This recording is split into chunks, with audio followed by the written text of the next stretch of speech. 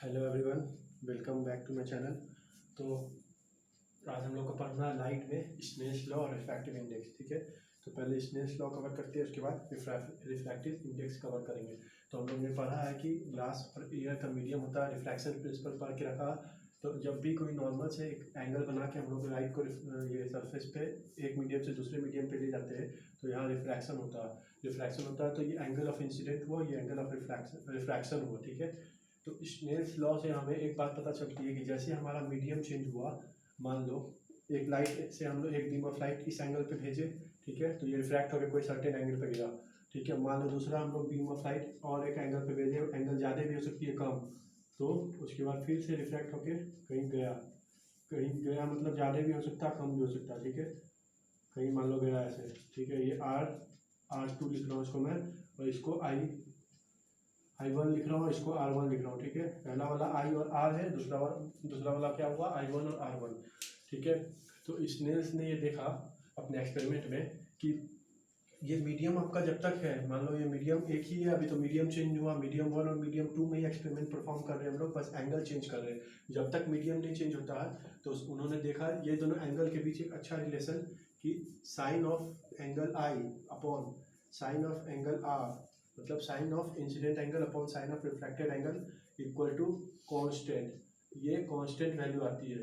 ठीक है, constant value, और कांस्टेंट वैल्यू ये वैल्यू किसके बराबर होती है, तो वो होती है आपकी रिफ्रैक्टिव इंडेक्स के बराबर।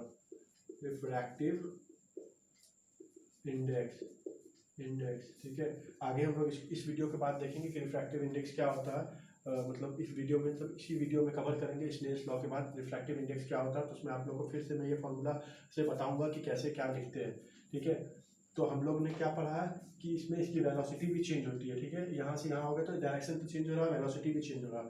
तो स्नेल्स लॉ बस आपका सिंपल यही बोलता है कि sine I upon sine R करोगे तो ये कांस्टेंट वैल्यू आएगी जब तक मीडियम इसका सेम है। स्नेल्स का पहला लॉ है। ठीक है, दूसरा लॉ आपका क्या है, दूसरा लॉ है कि जो आपका ये एंगल ऑफ, ये एंगल बोल रहा हूँ मैं, ये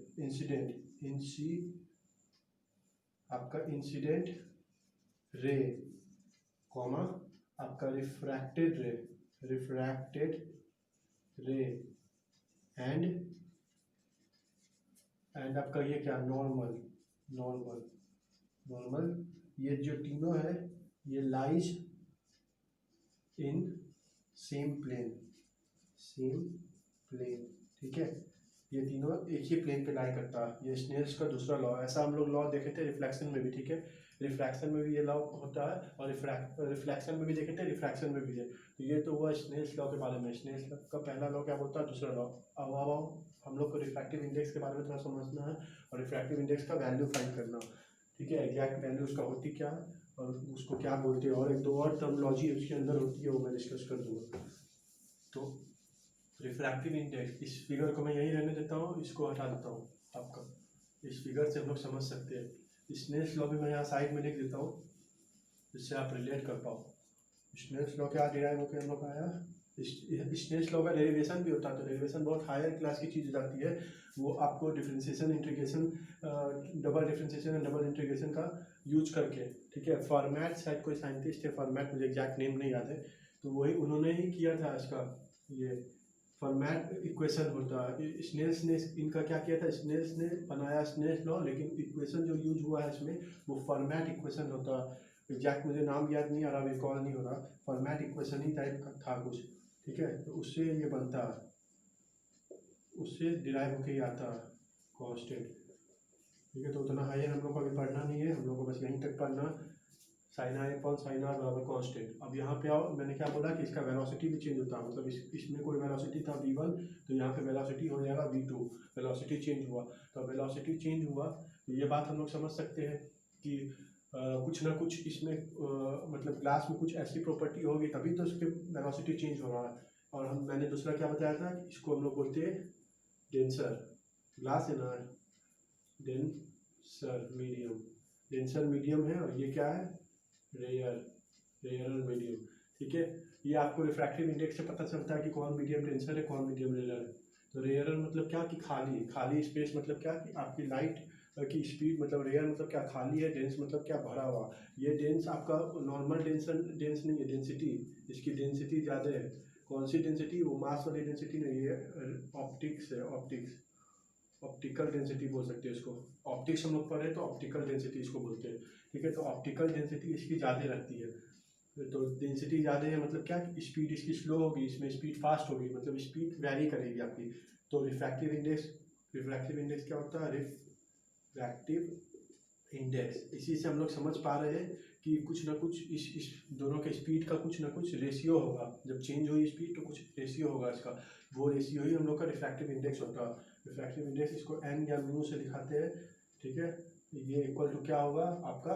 v1/v2, ठीक है, रिफ्रैक्टिव इंडेक्स। लेकिन आप बोल सकते हो कि रेशियो है जब, तो ये तो उल्टा भी हो सकता है, v2/v1 भी हो सकता है, ठीक है। तो दोनों सही है, ठीक है। तो अब इसको डिस्क्रिमिनेट करने के लिए हमें क्या करना पड़ेगा?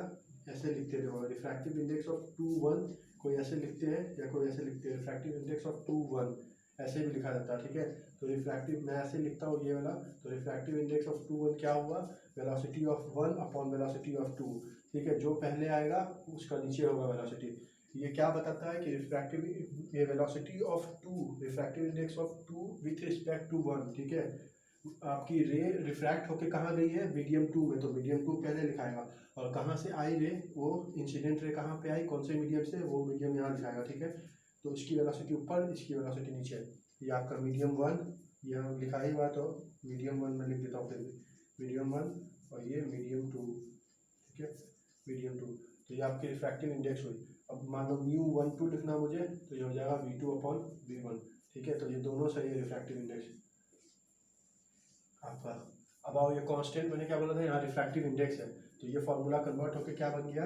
sin i/sin r equal to refractive index, यहाँ लिख देता हूँ मैं म्यू, इसको मैं लिख सकता हूँ v1/v2, ठीक है, वेलोसिटी/1/वेलोसिटी ऑफ 2।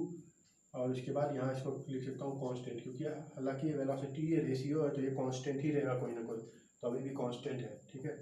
तो ये आपका हो गया फाइनल स्नेल्स लॉ और रिफ्रैक्टिव इंडेक्स। रिफ्रैक्टिव इंडेक्स में और कुछ बात समझने के लिए होती है, तो इसको मैं नोट कर लिया हुआ, आई होप आपने। तो इसको मैं अरेंज करके एक और 2-3 टर्मिनोलॉजीज में और होती है। पहली टर्मिनोलॉजी आपकी है क्या? आपकी एब्सोल्यूट रिफ्रैक्टिव इंडेक्स, RI से मैं दिखा रहा हूँ। और दूसरा क्या है? Relative refractive index. पहला एब्सोल्यूट, दूसरा रिलेटिव। तो एब्सोल्यूट में सबसे पहले देखेंगे हम लोग क्या होगा कि रिफ्रैक्टिव इंडेक्स ऑफ एनी क्या मैटर बोल सकते हैं, ठीक है, एनी मैटर मैं यहाँ लिख रहा हूँ विथ रिस्पेक्ट टू एयर और वैक्यूम, इसको बोलेंगे हम लोग एब्सोल्यूट। और रिलेटिव किसको बोलेंगे? मैटर 1 वर्सेस मैटर 2, ठीक है। मैं एग्जांपल से समझा देता हूँ। जैसे यहाँ पे जो रिफ्रैक्टिव इंडेक्स आएगा, मान लो जो भी रिफ्रैक्टिव इंडेक्स आएगा म्यू, वो क्या रहेगा? एब्सोल्यूट आपका। म्यू ए से मैं दिखा रहा हूँ, म्यू ए आपका 2 1, ठीक है, ऐसे लिख सकते हो। और म्यू ए 1 2, ठीक है। यहाँ पे जो है, क्योंकि ये ग्लास और एयर मीडियम है, मान लो कुछ ऐसा मीडियम आपका रखता, ठीक है, ये ग्लास और उसके नीचे वाटर, ठीक है।